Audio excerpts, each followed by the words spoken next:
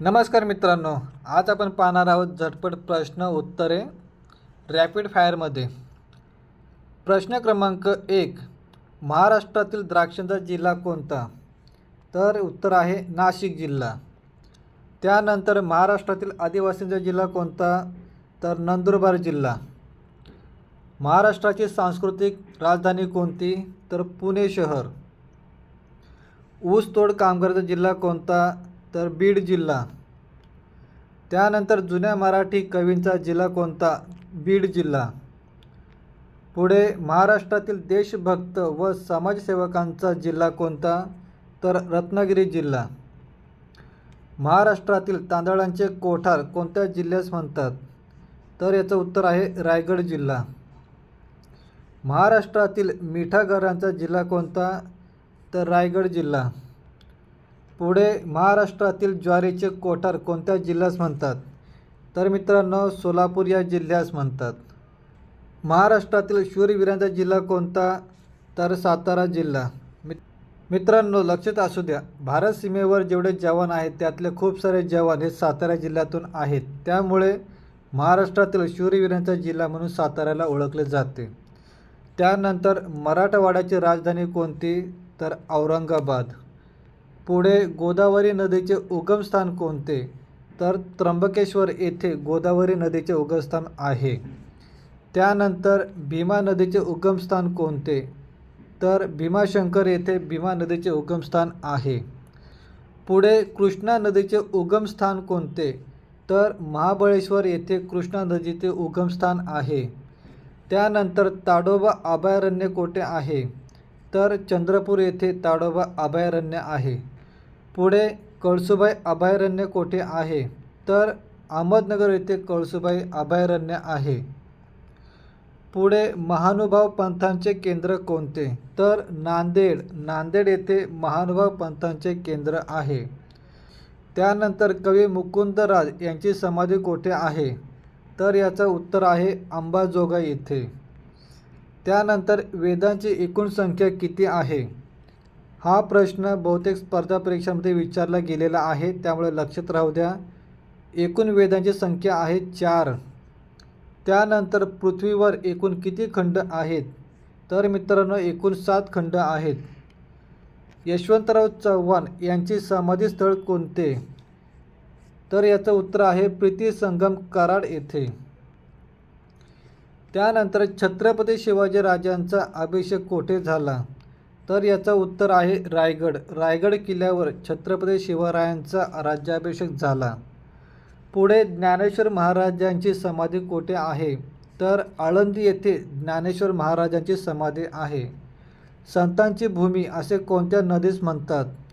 तर गोदावरी नदी संतांची भूमी असे म्हटले जाते.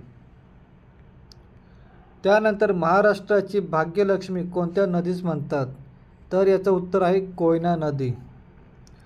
पुढे महाराष्ट्रात कुंभमेळा कोठे भरतो? तर नाशिक येथे. चित्रनगरी हे मराठी चित्रपट निर्मिती केंद्र कोठे आहे? तर कोल्हापूर येथे. अखंड शिल्पातले कैलास मंदिर कोठे आहे? तर याचं बरोबर उत्तर आहे वेरूळ येथे. वेरूळ येथे अखंड शिल्पातले कैलास मंदिर आहे. महाराष्ट्रातील हत्तीरोग संशोधन केंद्र कोठे आहे? तर याचं बरोबर उत्तर आहे वर्धा येथे. महाराष्ट्रात न सापडणारे खनिज कोणते? तर याचं उत्तर आहे सोने. मराठी भाषेतील पहिला ग्रंथ कोणता?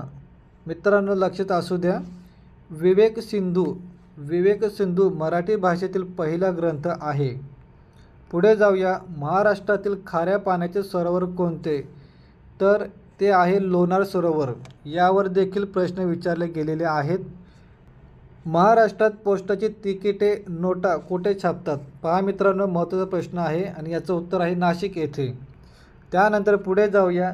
रायगड जिल्ह्याचे जुने नाव काय? तर त्याचं उत्तर आहे कुलाबा. देहू व आळंदी ही गावे कोणत्या नदी किनारे आहेत? तर इंद्रायणी नदी किनारे हे दोन्ही गावे वसलेली आहेत. त्यानंतर कोल्हापूर शहर कोणत्या नदी काठावर आहे? याचं उत्तर आहे पंचगंगा. पंचगंगा नदी काठावर कोल्हापूर शहर स्थित आहे. पुढे रंकाळा तलाव कोठे आहे? तर याचं उत्तर आहे कोल्हापूर येथे. नागपूर शहर कोणत्या नदी काठावर आहे? तर याचं उत्तर आहे नाग नदी काठावर. त्यानंतर कृष्ण वेण्णा या नद्यांच्या संगमांचे ठिकाण कोणते? तर त्याचं उत्तर आहे माऊली. पुढे महाराष्ट्रात पोलीस अकॅडमी कोठे आहे? पोलीस परीक्षेला हमखास विचारला गेलेला प्रश्न, त्याचं उत्तर आहे नाशिक येथे. नाशिक येथे पोलीस अकॅडमी आहे. त्यानंतर प्रश्न क्रमांक 41, महाराष्ट्रातील मगरीसाठी प्रसिद्ध अभयारण्य कोणते? तर याचं उत्तर आहे ताडोबा अभयारण्य.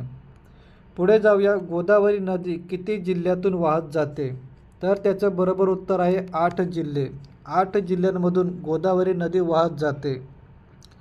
महाराष्ट्र पोलीस खात्यातील सर्वोच्च पद कोणते? तर याचं उत्तर आहे पोलीस महासंचालक. पोलीस महासंचालक हे महाराष्ट्र पोलीस खात्यातील सर्वोच्च पद आहे. त्यानंतर महाराष्ट्रातील वाघासाठी प्रसिद्ध अभयारण्य कोणते? तर याचं उत्तर आहे मित्रांनो मेळघाट अभयारण्य. पुढे जाऊया, महाराष्ट्रात सर्वाधिक विहिरी असलेला जिल्हा कोणता? तर याचं उत्तर आहे अहमदनगर. पुढे रेल्वेचे सर्वाधिक जाळे असणारा महाराष्ट्रातील जिल्हा कोणता? तर त्याचं उत्तर आहे सोलापूर जिल्हा. त्यानंतर मराठी वृत्तपत्राचे जनक कोण? तर याचं उत्तर आहे बाळशास्त्री जांभेकर. तर मित्रांनो, हे होते आपले आजचे एका ओळीतले झटपट प्रश्न. हे प्रश्न तुम्हाला कसे वाटले मला कमेंट्स बॉक्समध्ये नक्की कळवा. व्हिडिओ पूर्ण पाहिल्याबद्दल धन्यवाद.